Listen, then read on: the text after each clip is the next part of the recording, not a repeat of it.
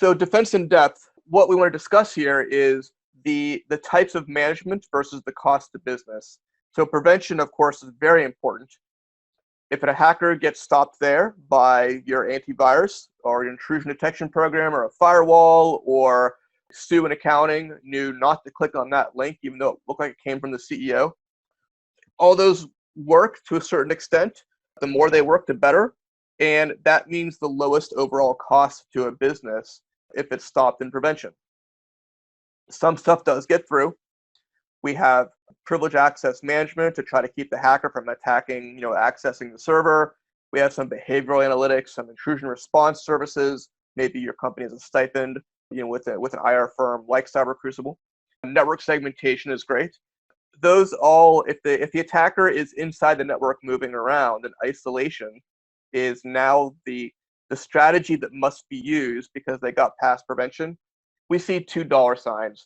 The point there is to say that if the bad guy gets into your building, we'll use buildings as a reference, and he is now trying to figure out which room to go to, you trying to get that person out of your building and to isolate them and lock all the doors and things like that is costlier and more disruptive to the business.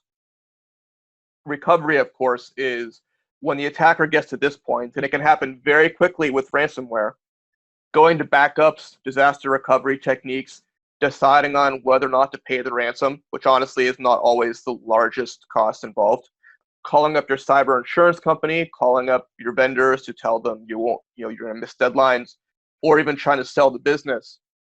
Those are the most disruptive events and strategies to combat, a ransomware infection.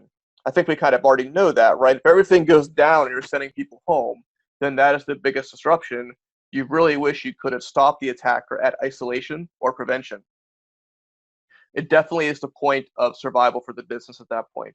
Unfortunately, this happens all too often with ransomware because it's so easy and so quick to move from prevention to isolation to recovery. We're all used to having spies that are in there trying to steal our data, and that, it takes 90 days or longer to find the spy and kick them out. But business keeps continuing on. Customers are still serviced, orders are completed. With ransomware, it is a definite business disruption, and it is the costliest to the business.